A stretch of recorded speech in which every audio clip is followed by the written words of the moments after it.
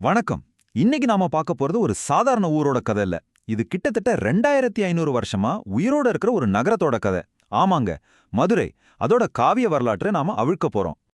இப்போ உங்களுக்கு ஒரு கேள்வி வரலாம். 2500 வருஷ கதைய 5 நிமிஷத்துல எப்படிங்க சொல்றதுன்னு? அதுக்கு ஒரே வழிதாங்க, ஒரு விறுவிறுப்பான டைம் டிராவல் தான். வாங்க அந்த பயணத்துக்கு தயாராகலாம்.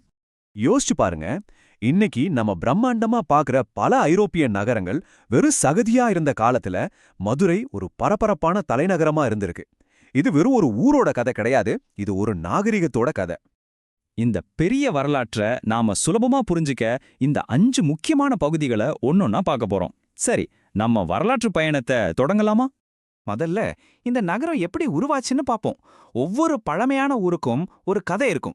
ஆனா மதுரையோட கதை நேரடியா கடவுள்கள் கிட்ட இருந்தே தொடங்குது. ஒரு புராண கதை இருக்கு. அதாவது சிவபெருமானோட சடையில இருந்து ஒரு சொட்டு தேன் கீழே விழுந்துச்சான். அந்த தேன் துளியில இருந்து தான் இந்த நகரமே உருவாச்சுன்னு சொல்றாங்க. மதுரம்னா என்ன? இனிப்பு இல்லையா? அந்த இனிப்புல இருந்து வந்த பேரு தான் மதுரை. பாத்தீங்களா, இந்த ஊரோட பேர்லயே ஒரு தெய்வீக இனிப்பு இருக்கு. இந்த காலக்கோடு நாம போக போற பாதைய உங்களுக்கு தெளிவா காட்டும். சங்க காலத்துல ஆரம்பிச்சு பல ஏற்ற இறக்கங்களை பார்த்து இன்னைக்கு ஒரு பாரம்பரிய சின்னமா நிக்குதுன்னா மதுரையோட பயணம் உண்மையிலே ரொம்ப ஆச்சரியமானதுதான். சரி, இப்ப நாம மதுரையோட முதல் பொற்காலத்துக்கு போவோம்.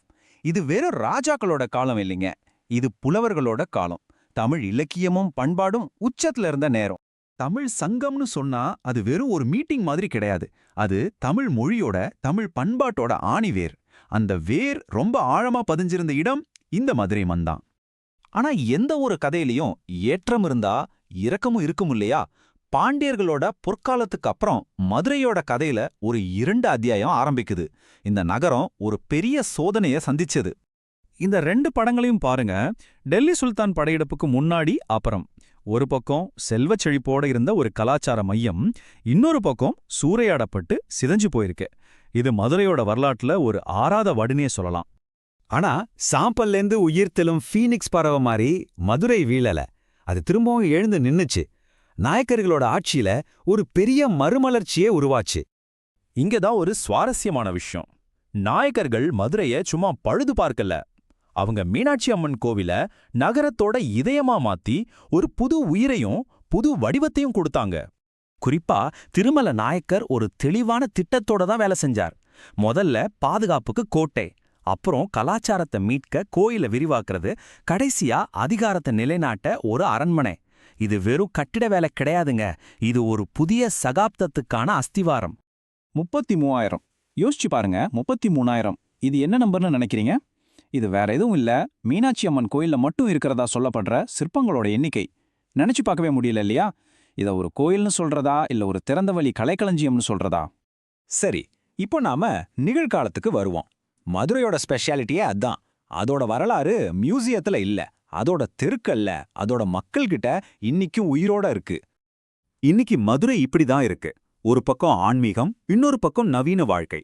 பழமையும் புதுமையும் ஒன்னோட ஒன்னு பின்னி பிணைஞ்சிருக்கு. ஆட்டோ சத்தத்துக்கு பின்னால 1000 வருஷ கோபுரங்கள் தெரியும். ஒவ்வொரு காட்சியிலையும் அதோட வரலாறு எதிரொலிக்குது. இதுதான் மதுரையோட உண்மையான அதிசயம்னு சொல்லலாம். பல 100 வருஷத்துக்கு முன்னாடி தாமர மலர் மாதிரி இந்த நகரத்தை வடிவமைச்சாங்க. அதே அமைப்புல தான் இன்னைக்கும் இருக்கு.